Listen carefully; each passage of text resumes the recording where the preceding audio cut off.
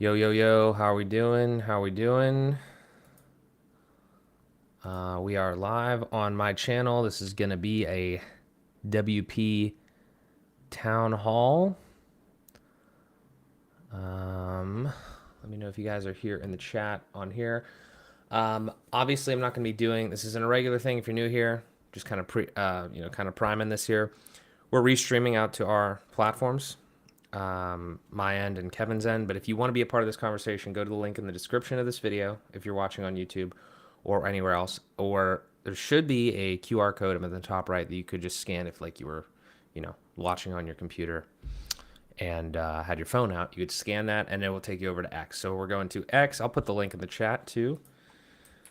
We're going to be chatting on X in the space and talking about how to make WordPress.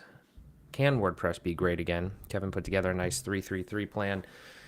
Yeah, let me know if you can hear me, see me. Hopefully, last time we did this, it was a little echoey on my stream. I do not know why. Hopefully, it is fixed or not happening. If it does, I apologize, but the X feed should be fine.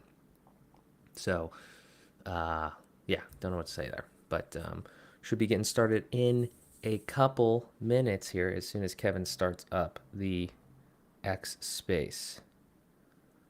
I'm checking my notifications here. And let's see what we got. Did I have a reminder set? I might not have even had a reminder set, actually. Let's see. I literally don't. Why did I not? What an idiot. Okay, reminder set. Now I should get notified when it starts. Cool, cool, cool.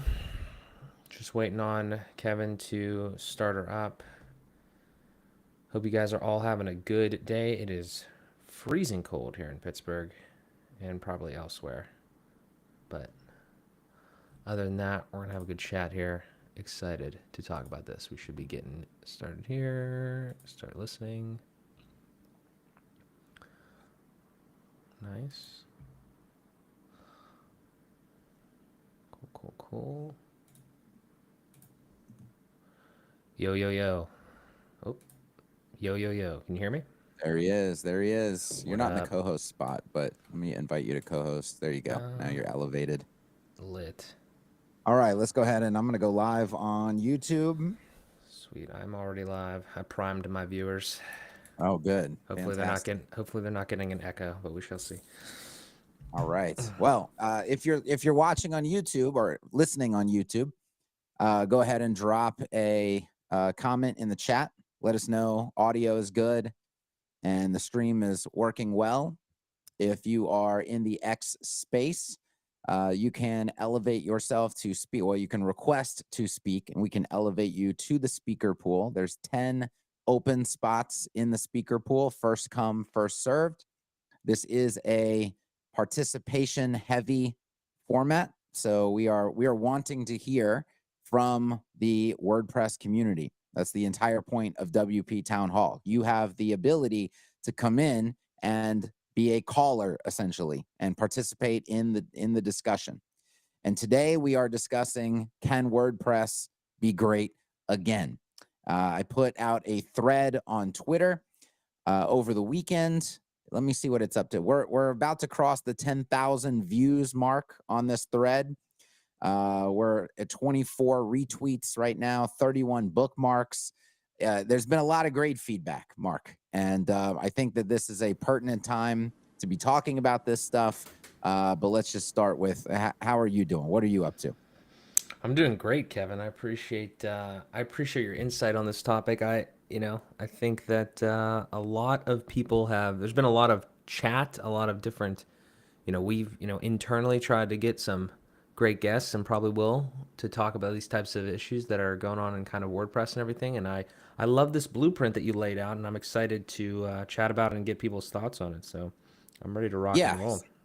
So I think what we'll do is I'm just going to read this. That's going to put this thread in audio format, and it's going to ensure that everybody listening who has not had a chance to read it yet is updated. They know exactly what we're talking about and what's on the table, and then they obviously can hopefully participate. Don't be shy. This is not a format for shy people. This is, come in here and sound off. We want to hear from you.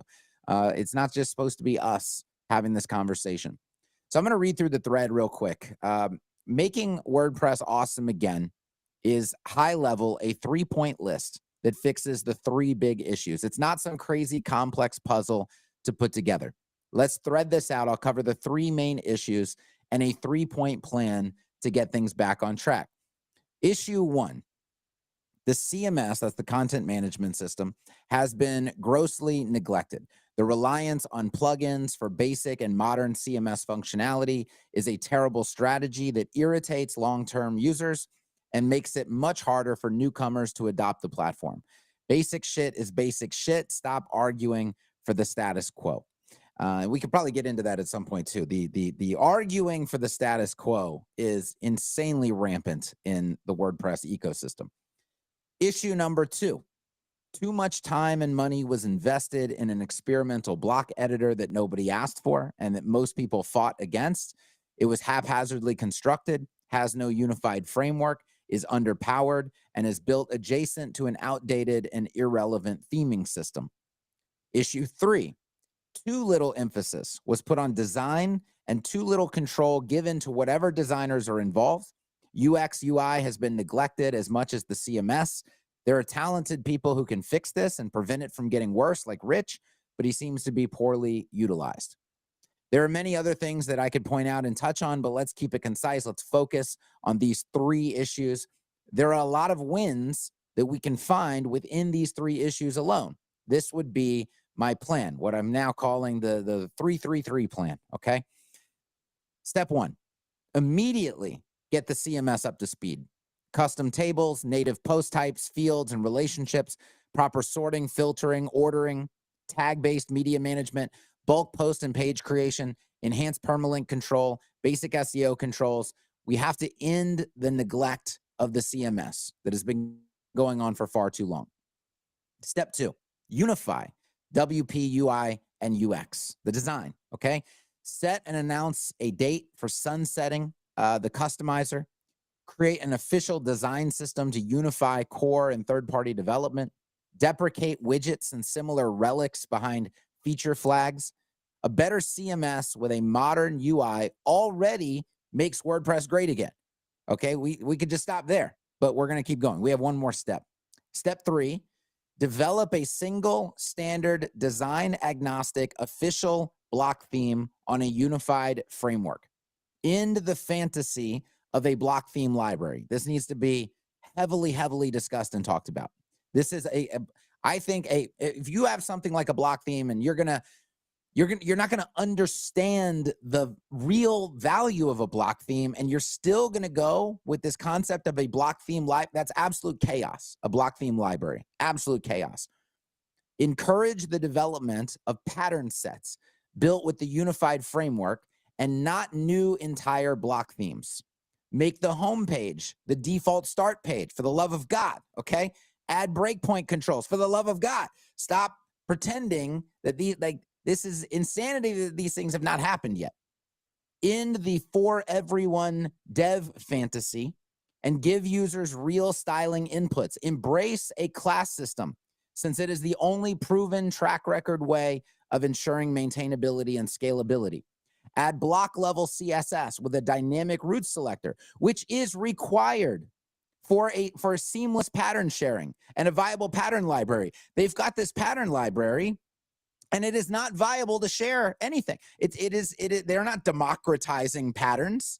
They're not, because they still don't understand that in order to ship shareable patterns, the CSS has to live with the pattern. And first of all, you have to have CSS in the first place, because the styling inputs don't give us the control that we need to actually do our jobs. I can't even ship shareable patterns in Bricks without writing CSS, and Bricks is a far more advanced builder than Gutenberg. So this is imperative that this exists. We also must add native style sheet support with a viable CSS editor. Relegating all of this to a relic theme system is ass backwards. 3 problems, 3 points of action, a 3-year roadmap I believe this all could be done in 3 years. That's why we're calling it the 333 plan. And since we need talented contributors and community alignment, let's give WordPress back to the community by moving the trademark to an independent board and ending any commercial enforcement via licensing. Then I went on to say, unfortunately, none of this is really possible because of the gatekeeping within WP leadership. But just imagine for a moment if WP had leadership that was willing to do this. If that was the case, how would you rate your optimism for WordPress on a scale of 1 to 10? If the 333 plan was set in motion, how optimistic would you be about the future of WordPress? And so that ends the thread right there. I'll turn it over to you, Mark, and just get your initial thoughts and just see where should we start if we're going to tackle this list. And of course, we want to invite everybody listening to sound off as well. If you're in the X Spaces, click the button to raise your hand, get invited to speak. We will elevate you into the speaker pool. If you are watching on YouTube live, sound off in the chat. If you're going to ask questions in the chat, make sure you use hashtag Q to prefix your question so that Mark and I can find it. Go ahead, Mark. Yeah, I mean, it's quite the plan. I think that we can kind of just go right down the line. I feel like that's probably the best because I think you laid it out in a very logical manner. I mean, I think, as I was reading through it the past couple of days and then hearing you kind of lay it out, like, I don't know, my mind goes directly towards, the common objections. That's just kind of the way that I think. And I'm sure we might get some with, probably get some people that are in agreement with some things, people that have more experience. I think the biggest thing that I can add to this kind of at the top is two things. One, I think that it's fair to say, and I speak for us both when we say that we enjoy working with WordPress. I mean, well, enjoy is, subjective, but I'm saying like we want WordPress to succeed. We want to see it to continue to get better. We don't make these types of, I know you don't make these types of plans up because you hate the way that WordPress is, or like you hate, like you don't want to see it go in a bad direction. Like that's a really important thing that I think a lot of times I see in threads and everything like that. And it's like, why are people complaining about something that's free and all that sort of stuff? I mean, I think that two things can be true at the same time. I think you can appreciate something that is open source and free for everybody to use and also want it to get better. So I do think that's a thing that it's an opinion that I hold, and I think you hold that as well. So yeah. I think that's the big top one. And then the other big top one for me that is pretty much is his opinion, but I think it can be proven, is that in every single one of these types of conversations, when we start to get into like literally the things that you're saying here are, to me and you and to a lot of people, are like kind of objective, like these could be better or whatever. Like, it is this way. If we changed it to, class-based or XYZ or whatever, it would be objectively better and more standardized and everything like that. I think the thing that my hypothesis that I currently have is, one of them is that I'm not going to fully speak for you, Kevin, on this one, but I will speak for myself, and maybe you kind of resonate with this a little bit. We've been in WordPress. We've been using WordPress for a long time. But I know, like myself, I haven't been in the WordPress community since its like inception, right? I mean, I was born in 1996, so like it came out in like 2003. So like I just started using WordPress in 2017, and I started getting in the community in the last couple of years. My point with this is that there are so many people in this community, fantastic people, talented people that have made plugins and contributed and all this sort of stuff. There is a level of emotion in this community tied to this platform, product, project, whatever you want to call it, that is like noticeable. And I'm not saying it's bad, but I am saying it's not good or bad. It has an impact on the way that people think and feel and react to these types of like ideas and for where the project goes and everything.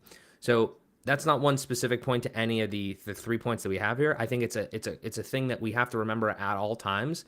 And I'm not saying I know exactly how to navigate it, but I've noticed it heavily. And it's like, there's just a lot of emotion built into this community for better or for worse. And that sometimes I feel like has a direct effect on the amount of change that could actually be persistent, amongst other things. But I just think that that's one that I see heavily. So that would be my 2 cents on. Well, I think the emotion stems from, we have a platform that powers 43% of the internet. So right away, we have just masses of people affected by this stuff. Yeah. And affected to a large degree. So many of the people that I know in WordPress are solely WordPress. They're 100% WordPress. They're not dabbling in the web flows and the other platforms, the Wixes and the Squarespaces. Of course, some of them are, but the vast majority of people that I know and that I interact with are 100% WordPress. You're 100% WordPress. One, you need the thing to win, because if it's not winning, you're not winning. Okay. Number two, you need the thing to certainly not die, to not fall behind the times, to not get replaced by something else. And that's where a lot of the emotion, like on my side, comes from. Is it's like if you were playing for a sports team, and it's like, God, do you guys realize how great we could be if we just quit the bullshit and we just we did the practice right, we listened to the coaches, we did the stuff we're supposed to do. Like, that's what a player on the team is supposed to sound like. They're not supposed to sound like, well, yeah, I mean, we could just dick around, do whatever we want, and or we could just do this other stuff over here that's not going to make us any better, or right? A team can either get worse or it can get better. And you need people who want to move the thing forward and want to make progress and want to win, driving it. And I think that's I can't speak to the motivations of the current leadership of WordPress. They would have to speak to that themselves. But when I look around at the choices that they make, I ask myself, do they really want to win? Are they really trying to win? Are they trying to win personally versus having WordPress win? And then, we talk about 43% of the internet and all these people that are tied to WordPress and their livelihoods are tied to WordPress.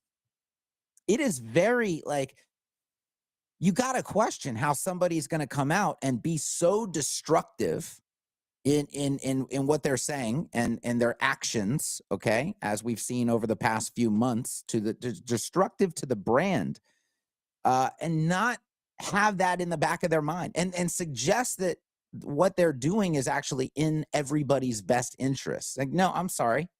Tearing down the brand and tarnishing the brand in this capacity, this is not in anybody's best interest. And then, of course, ignoring all of the feedback that says exactly that. I start to wonder, are we seeing somebody that is just interested in personally winning? And in this case, it seems like some just weird ego vendetta, okay, versus the platform actually winning and everybody that uses the platform continuing to win. That's what I'm questioning. And people do charge me with hey, okay, all you want to do is complain. Where's the okay? Well, I'm giving you the solutions right now.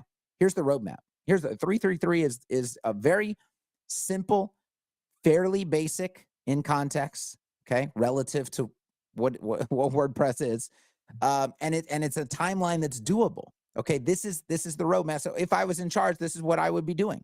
If leadership wanted WordPress to win, I feel like this is what they would be doing.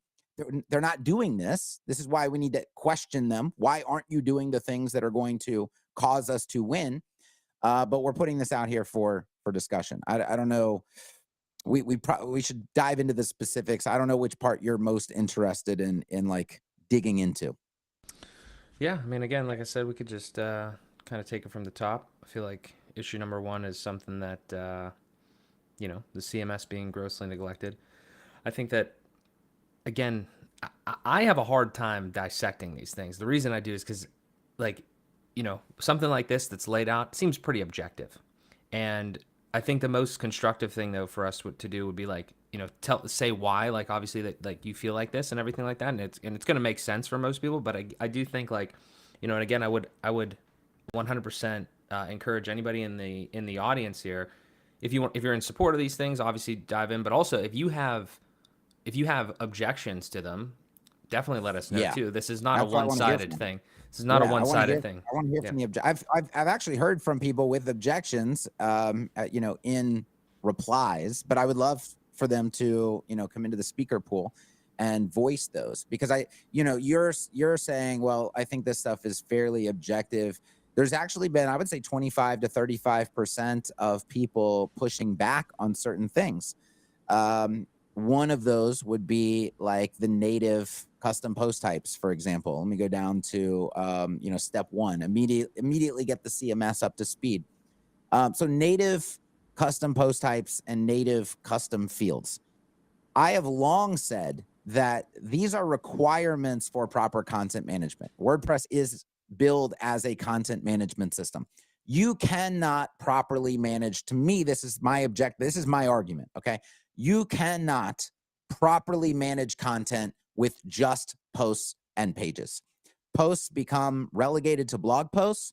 Pages end up being a junk drawer where everything lives. You only have parent-child hierarchy. You don't have taxonomization. You don't have the looping control that you need. You don't have a lot of things when all you're relegated to is parent-child relationships in a junk drawer called pages. Custom post types is where different types of content need to live. This is how you organize content in a content management system. If you're going to create services pages, those are not pages. That is a services custom post type. You're going to create FAQs. Those are not pages. Those are a custom post type called FAQs. You can then bidirectionally relate things. You can then properly taxonomize things. You can do all the things you need to do. You have all of the looping controls available to you, provided you're using a environment that actually allows you to loop properly. This is proper content management. A lot of people, 25%, 30% of people come along and say, I've never needed to loop anything. I've never felt the need to create a custom post type. Okay, I'm sorry. You are not managing content properly. It's not, to me, it's not debatable how a content management system is supposed to, just because you don't use it right doesn't mean that that's not how it should be. And so and this is where I go into how many hundreds of hours of video have I recorded, tutorials demonstrating these things, and Joe Schmo nobody's ever heard of comes along and just say, oh, I've never needed to do that. I don't think WordPress needs to do that. Okay, well, like, where's your actual argument though, Joe? All right, where's your video showing, well, actually everything that Kevin did on video, I can do with pages. Let me demonstrate how to. They can't do it. They won't do it. They've never done it. So to me, that's where I say, like, some people's opinions matter and other people's opinions are just opinions, just noise, right? That's really what I want to sort out. And that's why I'm hoping, like, if there is somebody who can come in and say, no, Kevin, this is why, legitimate reason, 1, 2, and 3, why WordPress doesn't need native post types and native custom fields. I would love to hear from that person. So far, I just hear, well, my opinion is it doesn't really need to happen. I think back to when I started using custom post types, and it was a whole new world, as probably most of us when we figured that out. And I genuinely can't think of how I could possibly build another WordPress website without them. Like 99% of the WordPress websites. So obviously fully with you there. And I'm, again, in agreement there. I think that it would be really interesting to, somebody like that, whoever that is, like John Doe or whatever, it'd be like really, really interesting to just like see how they do it. Cause I mean, I know people that don't use custom post types, and it's just like, again, it's the page drunk drawer type thing, duplicating and all that sort of stuff. Yeah. See, that's the thing, Mark, is I know how they do it because I have taken over the websites they've built, and I've seen the absolute nightmare that they've created in this content management system by not managing content. And so that's the funny thing, is the same people who build these disasters that I have to take over and be like, this is a disaster. And then, by the way, I have to have the very uncomfortable conversation with their client saying, I'm sorry, the person who did this had no idea what they were doing. And a lot of this has to be completely rebuilt and restructured. And that's going to cost you a lot of money. And that really sucks. It's not a good conversation to have with the client. It would be nice if everybody could get on the same page with like best practices and fundamentals. And if the tool that we're using actually had the proper native support of these things that it should have as a content management system, the entire world would be a better place. And it's not just about my opinion. It's about clients actually being better off. The people that we are working for would be better off. But those people that are creating these disaster scenarios are the same people in my DMs and tweets going, oh, no, WordPress doesn't really need that. I just do everything with pages. Yeah, you create an absolute disaster with pages. Congratulations, okay? But we are talking about how to make all of this better and unified and native, and you should probably stop trying to get in the way of that conversation. That's kind of like the vibe that I have to get, because they don't listen. They ignore the hundreds of hours of video that are there that they could watch. They just ignore it. Well, okay, so am I supposed to entertain this person with a conversation? I'm starting to get to the point where it's like you just have to dismiss them because they're not actually saying anything of substance. They're not demonstrating any alternative methods. They're just essentially saying, no, let's just stick with the status quo, which is, by the way, losing. Yeah, I mean, so if we talk about issue one, right, in bettering the CMS again, custom post types, tables, all that sort of stuff. This is an interesting one because this is obviously because of WordPress's nature, and again, this kind of goes back to what we were talking about earlier with like kind of the emotion and just being here since the beginning. Like, there's this, I feel like there's this, and this is going to come up, I think, more in the other issues too, but there's this idea, I feel, this constant thing of we have to make sure that WordPress works, like, it's completely backwards compatible and all that sort of stuff.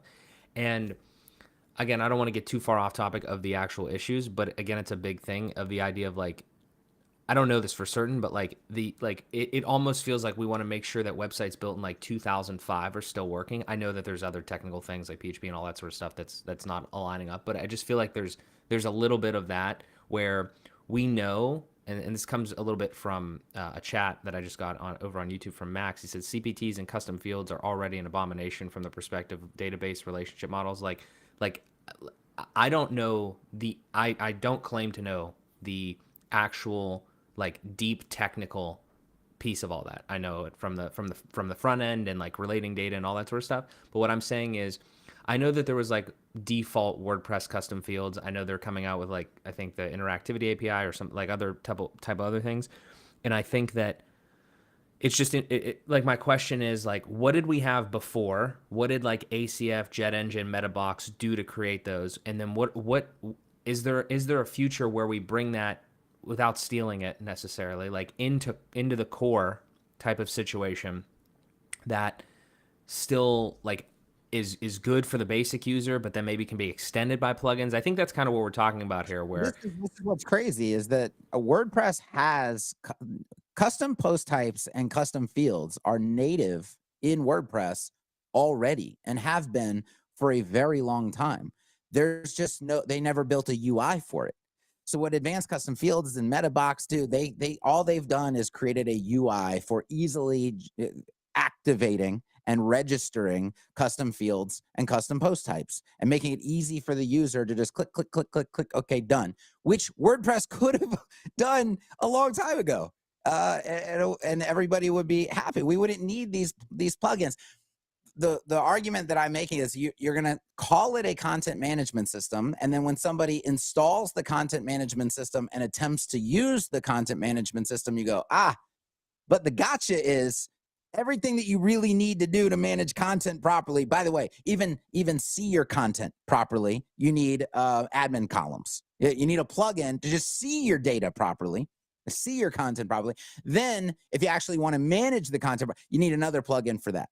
And just put yourselves in the shoes of a beginner right now. Okay, you're a beginner. You're trying to navigate this. You're like, okay, I'm going to install WordPress. I'm going to start managing my content. It's fucking content management system. Let's go. I'm going to manage my content.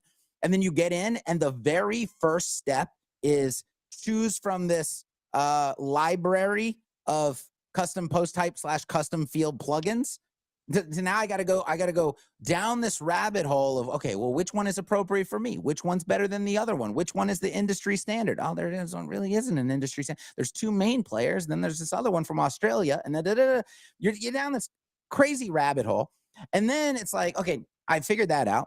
Now I'd actually like to see my data properly. I'd like to see my content, be able to sort it properly, be able to do some of this custom field management in the actual table that I'm looking at here, because clicking on each individual post is a nightmare. Okay. Oh, and they go, oh, well, you need a plugin for that too. So I can't even manage the content in the content management system without an add-on. And I can't even see the content properly and filter it properly in the content management system without an add-on.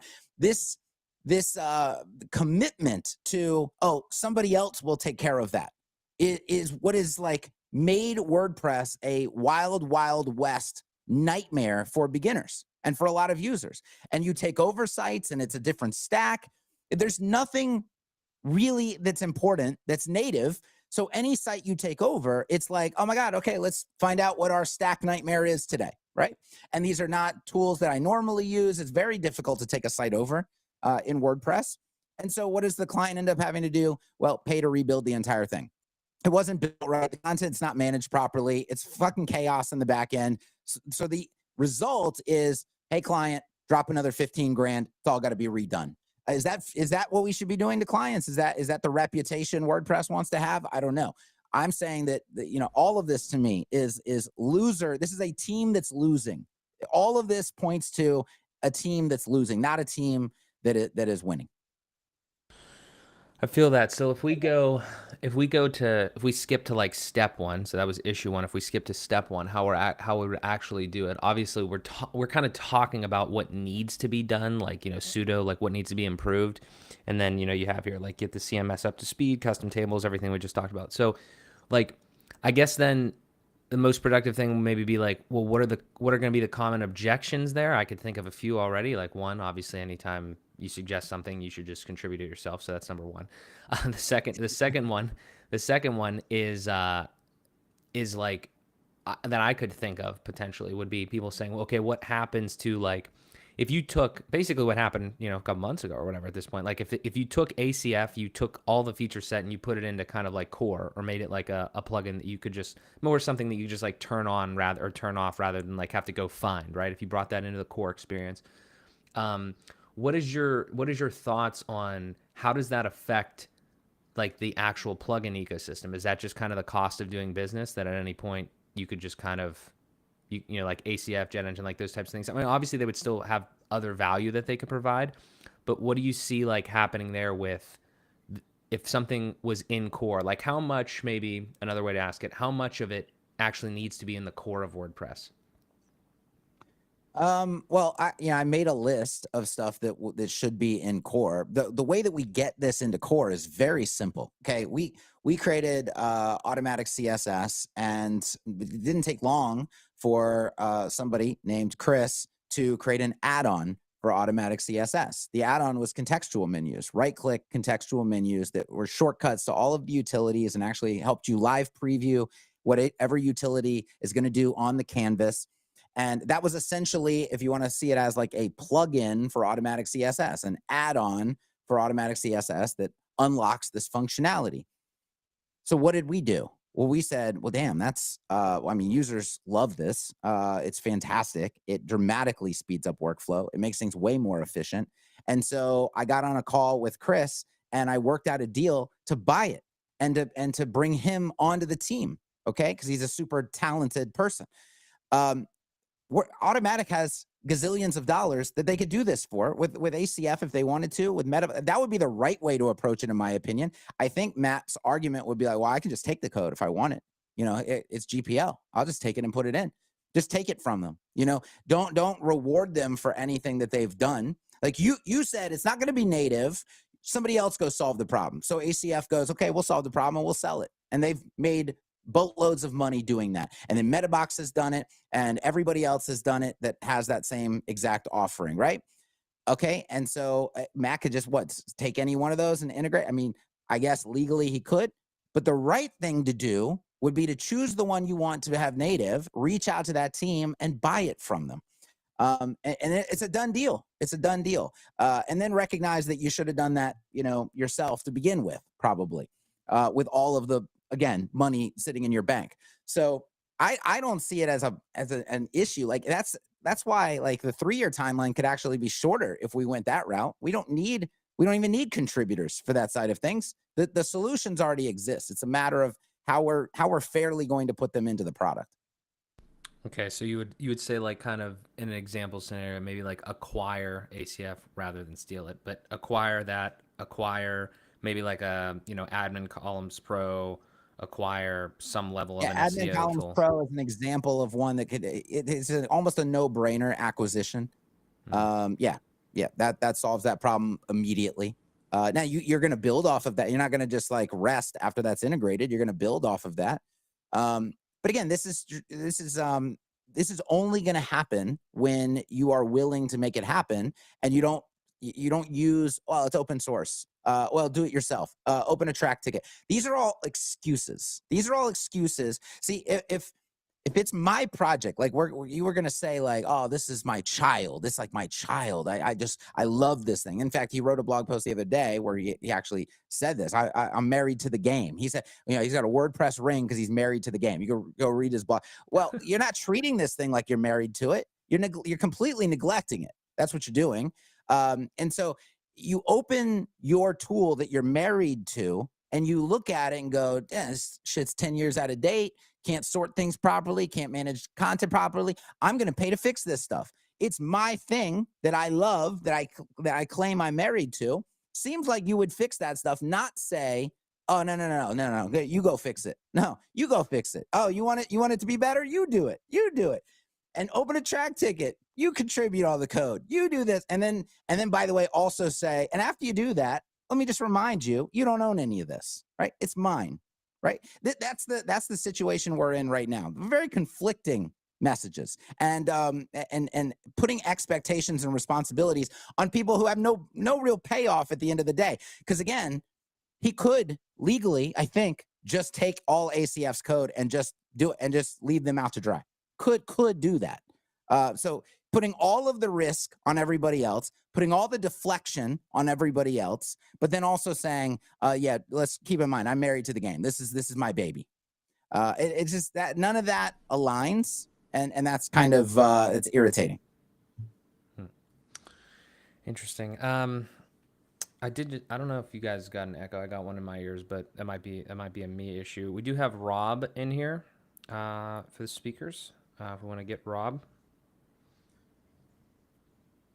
Okay, yeah. So what I wanted to say was, the precedent has already been set for automatic acquiring a plugin. Just look at what they did with Woo and WooCommerce. 100%. That is true. Keep going, Rob. I didn't mean to cut you off. Go ahead. That's basically all I wanted to say. Okay. And the whole GPL, I've actually asked this question a couple of times to other people. Of what the legality is of doing what Matt did as far as just ripping the code off and taking it. I mean, isn't that what GPL standards are? It's free for anybody to use. Yeah, essentially. We would need to get somebody in the legal field on here to really give us the intricacies of how that kind of stuff would be treated. But yeah, I think essentially that's what that means.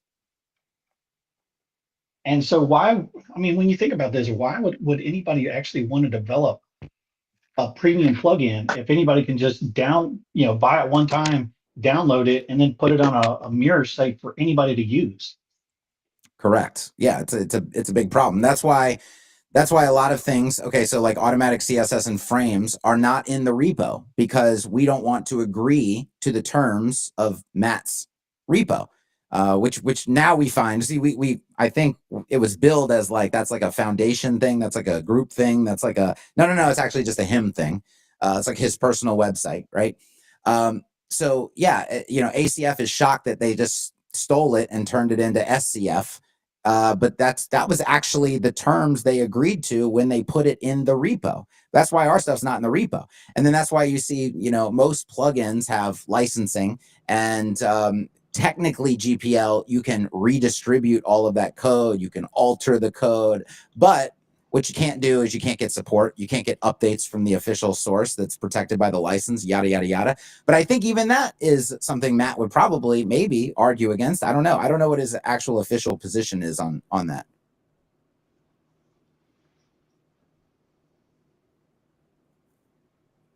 Anything else, Rob? Nope, that's all for me. Thanks. Okay, cool. We had a couple of people bounce into the speaker pool and then also dropped off. But yeah, feel free to come in and sound off. Yeah, we could move to potentially question or issue 2. I had one thing though that again is kind of more of a larger question. I don't want to derail, but I think it's an important one to consider, and it's not the first time it's been brought up. But this idea of like a few months ago, you and I, Kevin, and the rest of the community that like kind of listens to some of our stuff, we had this idea of like we had this revelation that WordPress is kind of still considered like a blogging platform, right? And like I didn't know that before. I guess I didn't use it strictly as a blogging platform, but the Yeah. concept is like when you have a creator or a team of a product, or well, I guess in this case, not even product, it's a project technically, but like at what point, and you would, and I'm looking at this from your perspective, but also yours as a product owner perspective. At what point does, if you set out on day one to make a blogging platform, XYZ, whatever, at what point in that journey does the platform, does it ever have to become something that you didn't want it to become because of how it's being used, the audience, your customers? Or do you feel like you always have the final say as a product owner? I feel like that dynamic is something we're maybe struggling a little bit with here, because I don't know what, like, just as an example, like Matt Mullenweg like really wants WordPress to be. I mean, I kind of do, but also nobody really knows, right? So it's like, what is the actual, from your perspective as a product owner, do you feel like ACSS, for example, would ever become something that it's not if the entire user base wanted it to do something else? Now, obviously, that's a weird Yeah, example, but I think it's a fairly easy question to answer. A lot of products start out with a theory of what the product is going to do and how people are going to use it. And then you get it into people's hands. I mean, many products have gone through this evolution where it started out as one thing. I think even Uber, look at Uber. I'm pretty sure Uber didn't start with the concept that they're currently using today, that's actually wildly successful. They put it in the hands of real people, and then real people decide, oh, this is actually how this thing is super valuable for me, and they start using it in that regard. Or what often happens is the theory just fails. Like, you put it out there and people don't use it the way you thought that they would use it, and you're just forced to adjust. You're forced to pivot. Pivoting is very, very common in entrepreneurship. Pivoting is very, very common in software.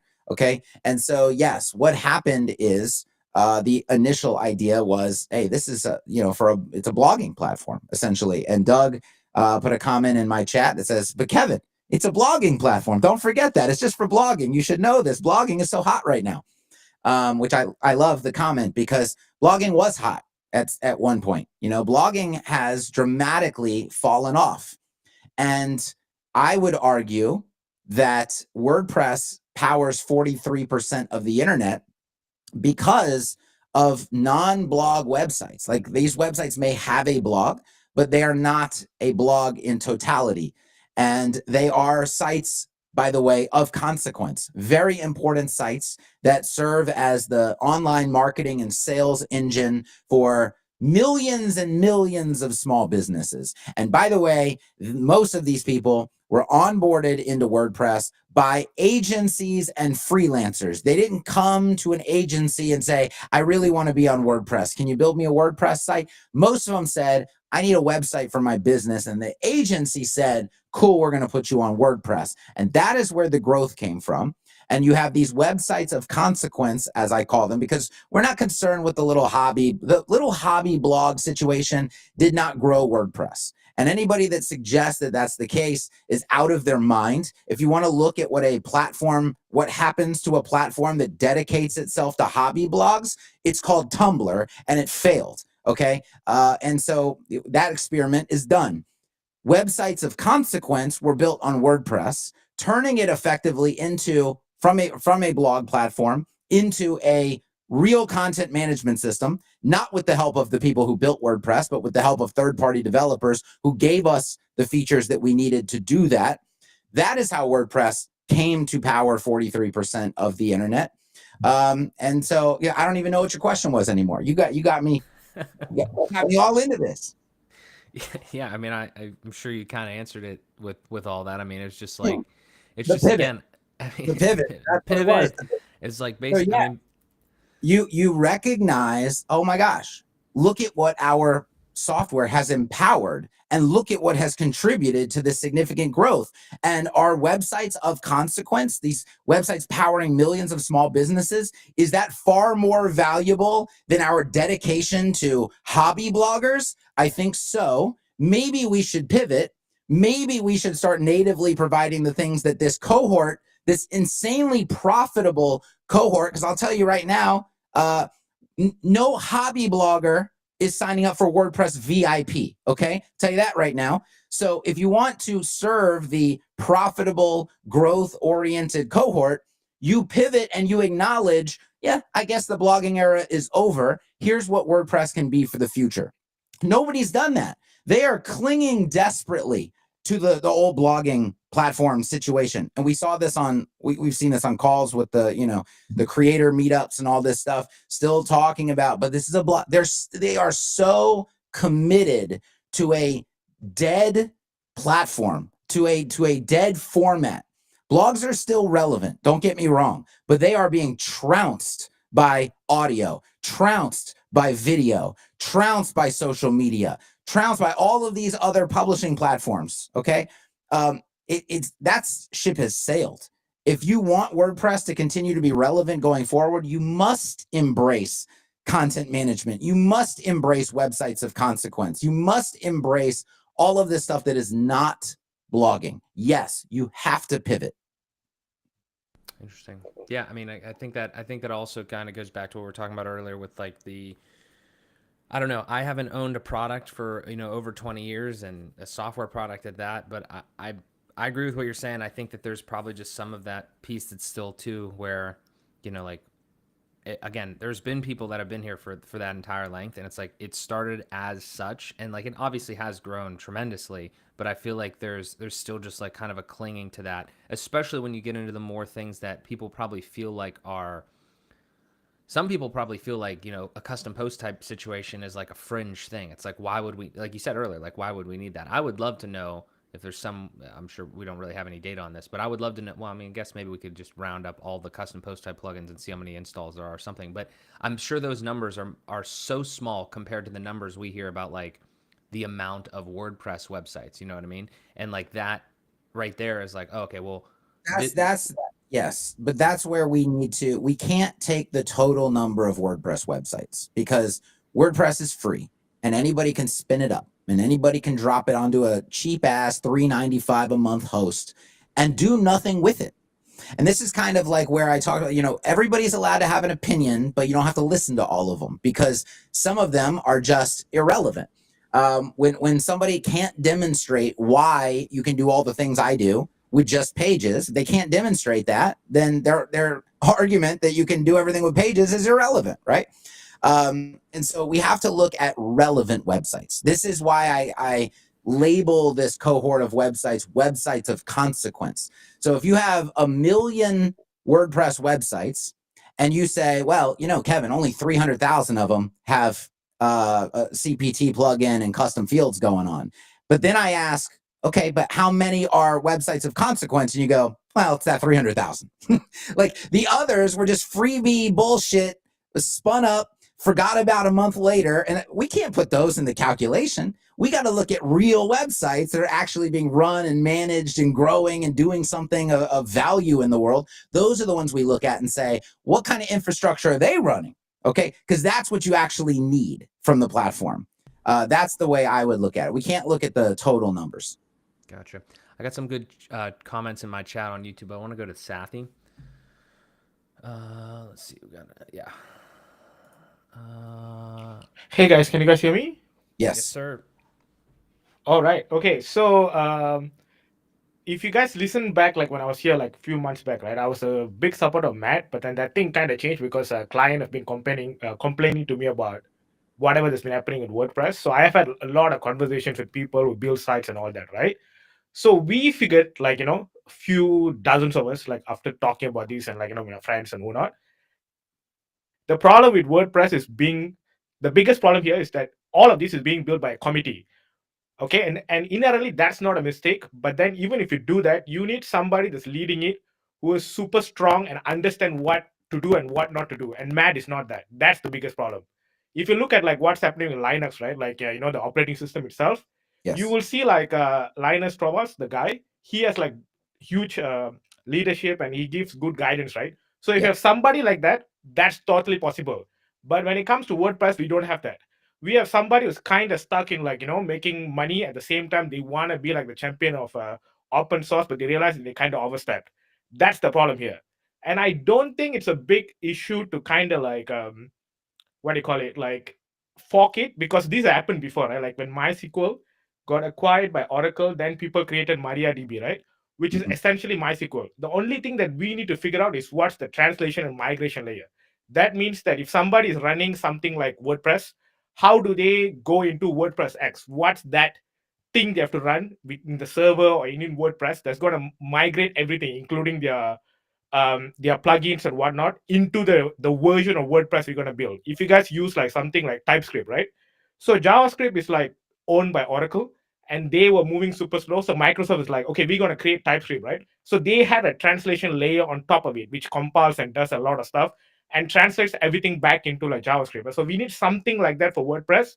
And we have friends here like we're discussing to create something like that before they fork, so that we can probably fork in a way that's like, okay, you have a client side, just run this transpire compiler and all that, and that will bring you to WordPress X or something like that. I feel like Matt knows this, which is why if you see like whatever is happening, he has been blocking people who are trying to fork and all that, because I think he knows this. It's not like, the first time somebody gonna do this. This has happened in like so many different softwares before. The question is, and this, Lewis in my chat here is asking a question along these lines. At what point do developers fork WP to accelerate these updates and features, or to make an open source alternative of WP to accelerate these new features? From a momentum standpoint, one, I don't think most people understand how insanely complex WordPress is. But from a momentum standpoint, it's not, even if you have the technical team required to fork WordPress, let's just say none of the technical issues are actual issues. You have money and you have a team that is capable of a fork. That still does not solve the adoption issue. That still does not solve the fact that even though WordPress, and this is what Matt knows and understands deeply, which is why I think he's able to just, be Rambo and not care really all that much about what he's doing or what he's saying or what anybody thinks about it, is it is an insane job to get enough people at the proper velocity to leave WordPress and go to the fork to make the fork really, truly viable.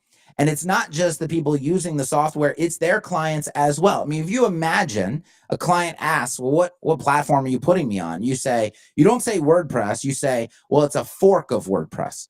Right away, I mean, they're going to be like, they have a lot of questions and a lot of objections potentially, right?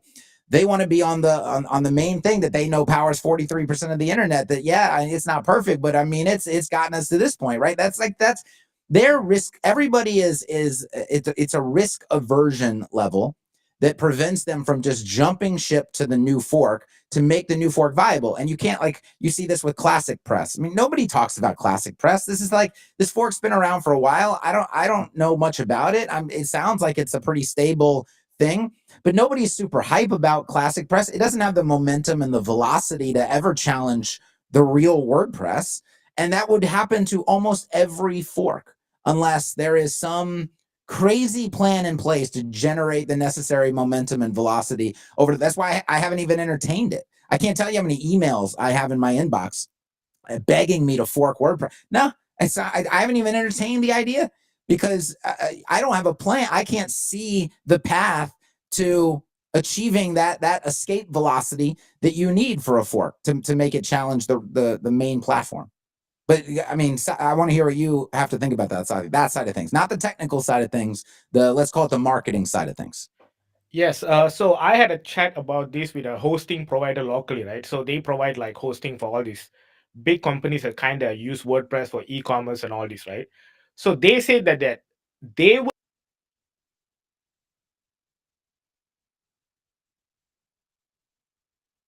accelerated the growth of WordPress because it's a one-click install, right?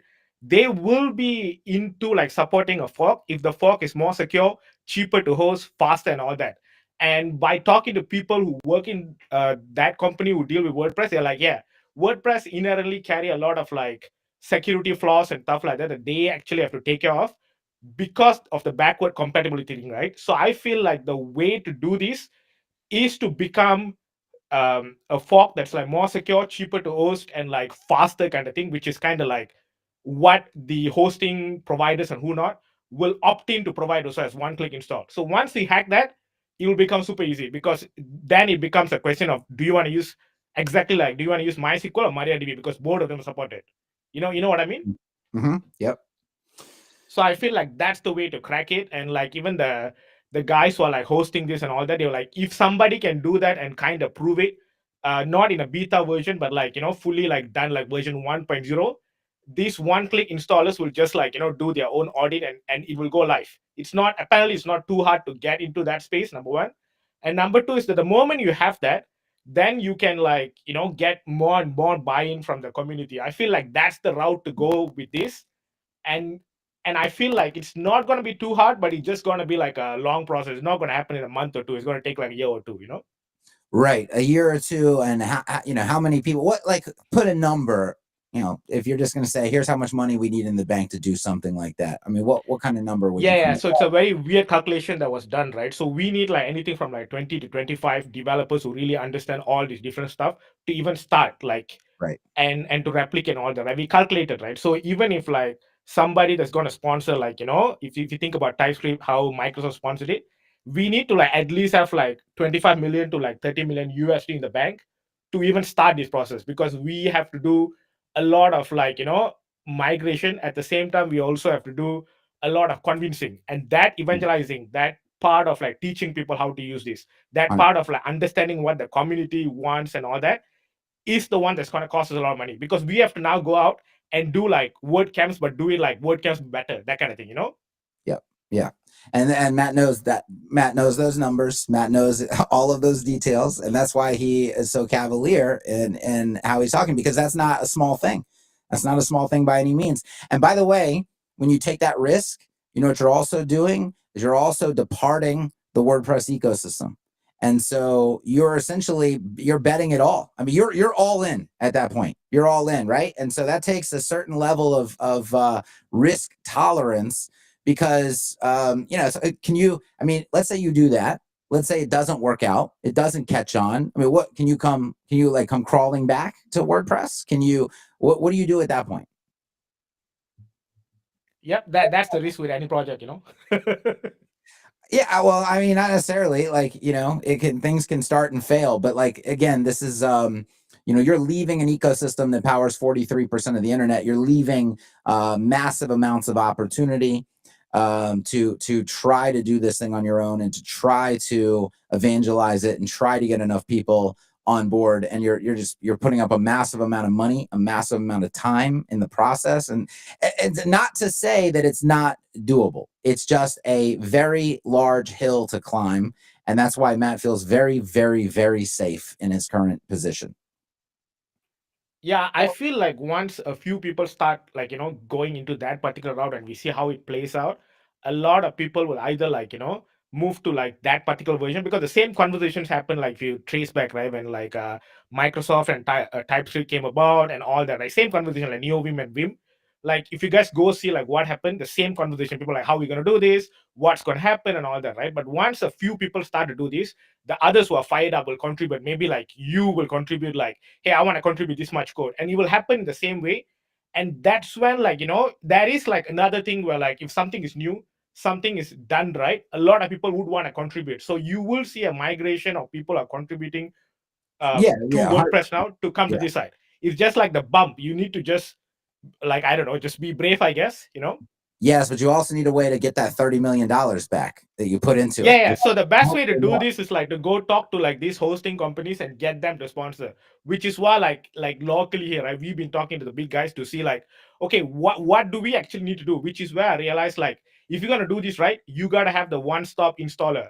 And even the hosting site, right, they have like their own matrices and all that, and they are telling us like, hey, less and less people are using actually WordPress. We can see that in our like dashboard and whatnot. And I'm like, I asked them like, how many of them like just had the default site for WordPress but didn't do anything with it? A huge chunk of this quote unquote 43% is practically people who just install WordPress. They're not actually using it, as you say, like, as a big site kind of thing. So that means that the moment we do it right, a lot of people will transfer over to this site because it's more secure, cheaper, faster to run, and like, all this kind of thing, which WordPress gonna have hard time competing because they are just dealing with somebody who do not know what they're doing, you know? Yeah. I get you, Sathi. I get it's definitely an option on the table, right? It's a big option, but it is an option on the table for sure. I appreciate your thoughts. Mark, Yes, sir. do you have any? I'm about to go through my chat and look for these questions. I want to know if you were doing the same thing. If you have any pressing or entertaining or interesting questions. Yeah, we definitely have a few good ones. Max just brought up a good one pertaining to that conversation there, that a fork is not protected, so WordPress can just take the stuff back. And like you'd need to rewrite everything for it to not be GPL. That's the case, right? I've been hearing that if something is GPL and you fork a GPL thing, you have to make a GPL. Is that how that works? I don't even know if I'm comfortable like answering on the details of GPL. I've never been a huge GPL fan to begin with, so yeah. So I think that's part of it there.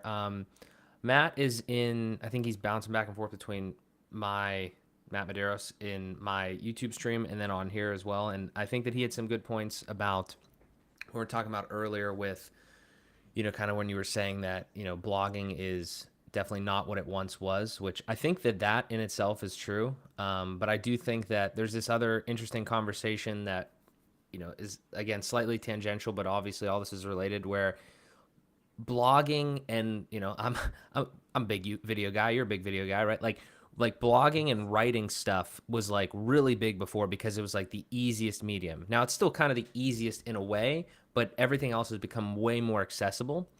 So, like proponents of blogging, proponents of WordPress in that manner, I think are heavily, like the point that Matt makes in some of these things is like blogging, audio, email, they're still like open platforms. And I think I think just maybe if you could kind of like reconfirm like kind of your stance on those things. Like I don't think you're saying that they're bad or they're completely going away. I think you're just saying there's other methods that are more accessible now. But the point that kind of comes back there is if we say that, okay, blogging and everything like that is different than it was then, video and everything is more accessible now, there is one interesting piece of this where Matt brings up that video is owned by like YouTube and social platforms and everything like that. Like that is kind of a concern that I can understand. You know what I mean? Like we make a lot of videos, right? And like, I don't know if you save your videos, but we still own our videos, so to speak, but we are putting them on YouTube where it's definitely, we're kind of screwed if something ever happens there. I'm wondering. Well, I think that's not mandatory, right? YouTube is a distribution platform. And, not to get too much into all the marketing stuff, but like you just need to see YouTube as a distribution platform. Too many people, you're right, see YouTube as a video hosting platform that also happens to distribute their videos. If that's the case, that's not the safest approach to doing things. You can get any number of private video hosts to host your video files for your archive, for your ownership purposes. Like if you have all of your videos on YouTube and you have them nowhere else, they live nowhere else, then yeah, like YouTube is your host and your distribution. And if they decide to shut you down, not only does your distribution end, but all of your data is gone as well. That's not a good situation. So it's a question of where are videos to be hosted. And then once I have found a place to host them that's not YouTube, they can just as easily be on my website. And so I can use WordPress as my video. I could use it to distribute video even. I could use it the same way I use it for blogging, right? I don't see much of a distinction there. The key difference is I'm saying I'm not using YouTube as my one and only host of my data. Feel that. We got Matt in here. Matt, would you like to explain your points better than I did, sir? Hey guys, great conversation as always. Yeah, so I'll just pontificate on the Matt and .com blogging stuff. I think the mission that he's largely on to differentiate himself from the rest of the tech oligarchs is to democratize publishing, right? Which we've heard a gazillion times. And blogging certainly is one of those aspects. So I think we see the marketing speak around blogging because of that, right? But one, because he believes it and the team believes in it. I do. And two, it differentiates them from, hey, we're just competing against Wix, Squarespace, and the like. So I think it's like half of it is, hey, we want to believe in this because it's a good thing to have free and open publishing. And two, it's their like tech differentiator. Because I think if they said that we're all in it, like building websites, now they're squarely up against all these other competitors who are doing it better in the user interface. You can actually see the stuff in almost real time. They just published .com just published a blog post about they're changing their .com interface to be more in line with .org, and people are freaking out in the comments. But I mean that happens when anyone changes anything in a piece of software. But it is interesting to see, that people aren't happy with this direction. But I do believe in the blogging side of it, and I think that's why they stick with it. The publishing side of things, YouTube has democratized my publishing of video far more than WordPress ever even thought of doing. Well, you'd have to really break that down, because you can't move your videos off of YouTube, and they are doing a lot more to make a profit off of your work than like if you started a blog on WordPress.com. Well, they're not making anything off of my videos because I have all of the ads disabled. But I can also download my video. My point is that WordPress is not set up to publish. Like you've mentioned, publishing is the mission, right? Democratize publishing. But really, it's democratize text publishing. It's not publishing anything. It's not publishing video. It's not publishing audio. It's publishing text. And that's a very myopic view of what publishing actually is. And my argument was the market has moved on largely from text-based publishing to video publishing to audio publishing. And yes, text is still a thing. It's just not the primary thing anymore. So where our views differ is I don't disagree with you that the market is trying to push in that direction. I don't agree with it, and I don't think we should want it, right? As somebody who has been podcasting for a while, YouTube is trying to take it over, right? Spotify tried doing it. They failed. YouTube is now trying to do it.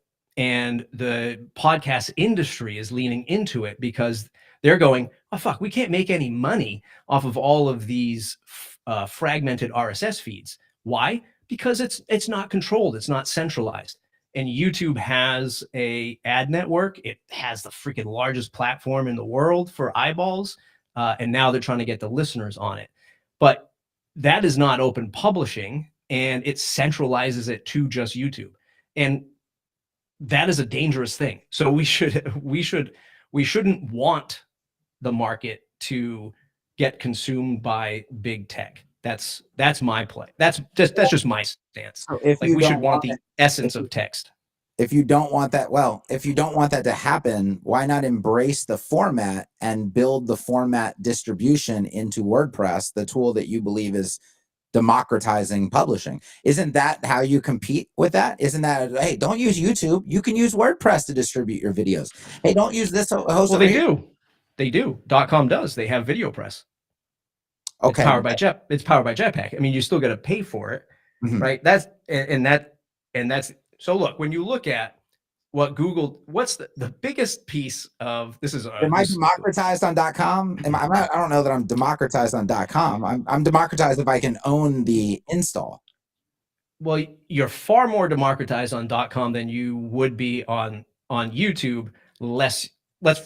So for example, you could just say, you know what, I'm done with .com. I'm just going to peel this content out and put it on my own WordPress.org, hosted at wherever, right? So you could do that quite easily, much more easily than you could 150 videos on YouTube. It ain't going anywhere, right? They had a connection to Rumble, I think, at one point, and then they shut that off. Yeah.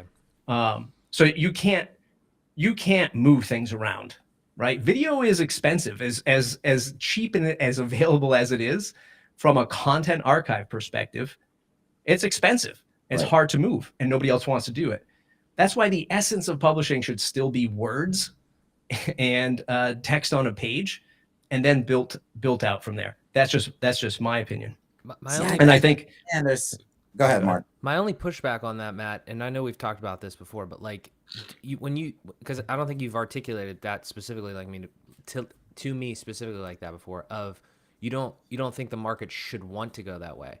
But like my pushback there is like I hear what you're saying, but, and maybe I'm wrong in this, but doesn't everything get cheaper over time? Like, wouldn't the concept be that like in 2003 it was impossible to like move a video, make a video, whatever, and now it's way cheaper, way easier, way better, and in 10 more years it's going to be even way cheaper like than that. Yes. So like I totally get what you're saying. It's still like expensive, and the apparatus and infrastructure is not fully set up for like open source video or open source audio. Well, you know, in a way, you know, in conjunction with what you're saying. But I'm saying, like, moving forward, and again, we can't control what Matt wants to do and what Automatic wants to do or whatever. But I'm saying, in the grand scheme of things, wouldn't turning WordPress into a full audio video, doing kind of what we're talking about here, wouldn't that be like Renaissance 2003 with blogging? I mean, technically it can't, you still need hosting. So where I was going to go before was the most important piece of technology that every company has decimated is the RSS feed, right? Google hates the RSS feed.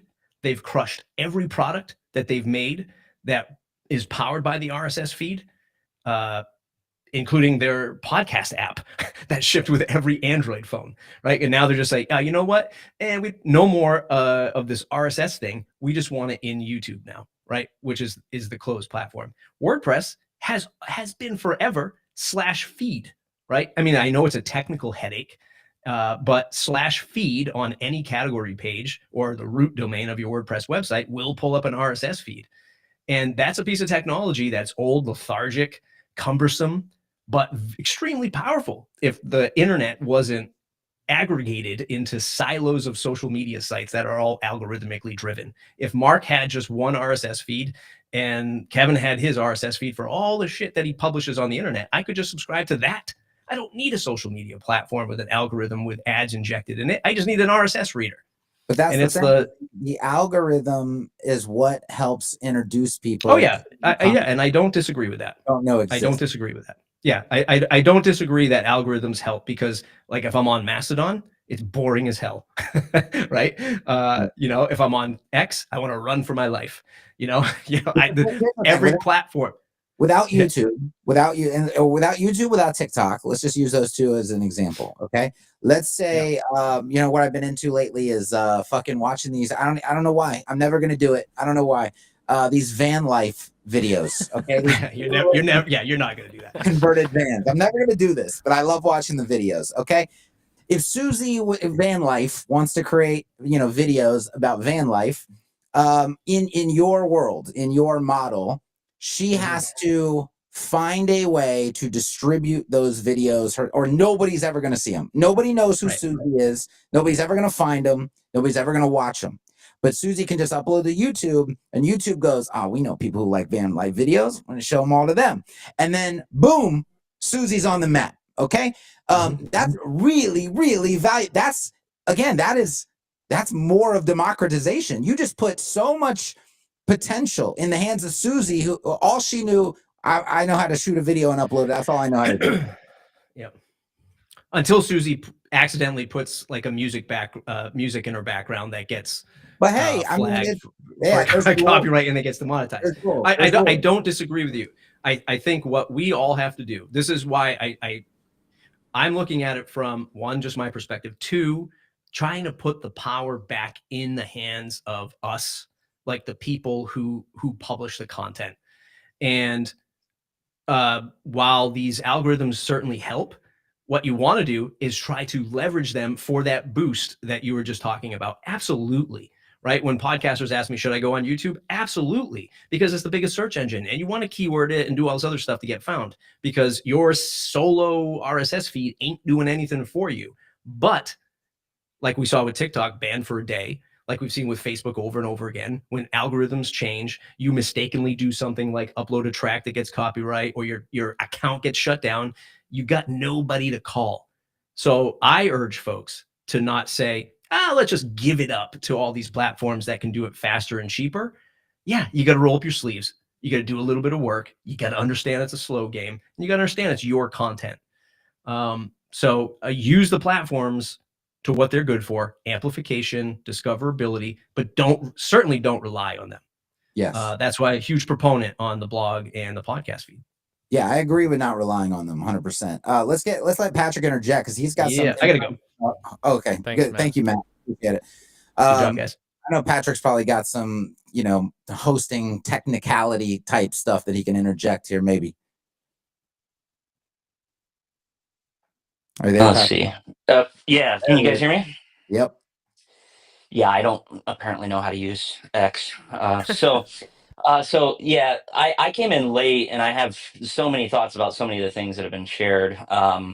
I do think to Matt's sort of last point, I would certainly say that using YouTube for distribution, using X for distribution, using all of the channels that are available to you, but ultimately being able to own your customers and your audience in the form of their email address, in the form of them, coming to your property that's your own, is absolutely essential. And you look at, you can look at people like Sam Harris, for example, where he cannot be canceled no matter what he says, because he owns all of his customers. He owns all of his listeners, even though he uses other channels for distribution. But um, uh, one of the points that I thought that I fervently disagreed with. I think that the estimate of call it 25 or 30 million dollars to be able to fork WordPress, I think that's actually not far off. Like, I mean, if you look at the 4,000 hours that Automatic was contributing to Core, that's sort of at this point of contention where all of these things started. I mean, you just do some back of the napkin math, and that's 100 full-time developers, and let's call it $100,000 fully loaded. That's going to be low here in the States, but that's going to be high in Pakistan or the Philippines. And you're at $10 million a year, right? And so if you wanted to actually make a real crack at it, you're going to need at least 2 to 3 years of runway. So you're at 20 or $30 million. It's actually a good estimate, but that doesn't actually solve for the fact that you would then need Automatic to just fall asleep at the wheel, and they're not going to do that. Like the idea that you're not going to have, like, the idea that you have a very capable adversary who's literally holding all the keys, and Matt's just going to fall asleep for 2 or 3 years and not just cherry pick every best thing that you could possibly do and drop it right back into Core. Right. Like, that's simply not going to happen. And so I've talked with a lot of people about, a lot of very serious people about these challenges and these problems. And the thing is that it's like the $30 million is easy. That's the easy part. Like, even the talent, which is actually the primary constraint on every business, is finding talented people. Well, there's more than 200 that have just left Automatic. So it's like even getting the people is formulaic. The real challenge is all the things that you can't see coming. Yeah. Like, did anybody actually see ACF getting rugged? Like, did anybody see that coming? Like, even though we knew that it's possible, no one saw that coming. And so it's like the 500 things that you can't see that are the real challenge. And that's setting aside, again, the monumental task of the gravity of 43% adoption. It's like, oh, let's just go take over a non-trivial portion of the known universe. Like, that's basically what we're talking about here. And so I just do not see, even with unlimited funds, you're still up against a very, very capable opponent who is not just going to sit there and watch his thing get dismantled. Correct. So I do not believe, like, I've tried to think through every possible version, every future version of the Matrix in which there is a fork, and I just do not see it working Like I've come up with one possible scenario in which I think it could work, but it requires basically artificial super intelligence, and we're not there yet. So I just don't. I don't know. I think that there's a lot of wishful thinking in the whole.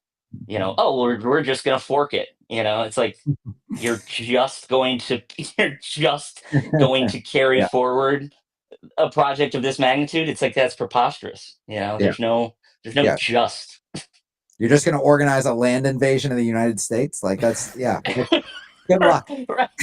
Right, exactly. When we have more guns than people, you're just going. We have more guns than hands. Like you're just going to invade the United States. Like no, that's. I don't see it happening. But I do think that there is definitely some white space to this idea of can WordPress be great again? Like to Mark's point, yes, it's expensive to host video, but these things are becoming more and more and more cost effective with every iteration. I mean, you look at the DeepSeek R1 that just dropped out of this Chinese lab. They are accomplishing the exact same things that OpenAI is doing, and they're doing it at 1/50th the cost. And so that's what the internet does. That's what software does. And so I can definitely see a future in which you're hosting your videos on WordPress to own the connection, but you would still be using YouTube as the distribution channel, to get the eyeballs and the algorithmic reach. Yeah. It also becomes cheaper when it becomes the main focus of somebody, like when that becomes the Absolutely. mission, that's you, because that's where the people are like, hey, I mean, that is the vision. We can't do it right now. So what do we have to do? We have to innovate. We have to figure it Yep. out. We got to make it happen. And that's when it'll happen. If the platform just puts it off as like, yeah, we're just going to stick to text. Well, yeah, I mean, it's going to be a much slower road to getting video to be cheaper. Yeah. Well, and the thing about it is, and it's like it's a bit disingenuous that I mean it's not disingenuous or unethical that they charge for video or video press, whatever they call it. But the fact of the matter is that if you are a automatic scale company, you have enormous servers that you've just purchased, and you have enormous bandwidth that's a cost. It's not an operating expense, it's capex. You've just bought that stuff. And so you might as well fill those pipes. You might as well start serving video, because it's not that complicated. 10 years ago, whole different story. Today, we could host all of your videos, like no problem, and we could do it in a cost-effective enough manner where you go, oh, it's like $78. All right, that's fine, you know. And so, yeah, I mean, I think that there's a lot of room there for WordPress to potentially host other kinds of content that would make it more future proof, I guess. Yeah, for sure.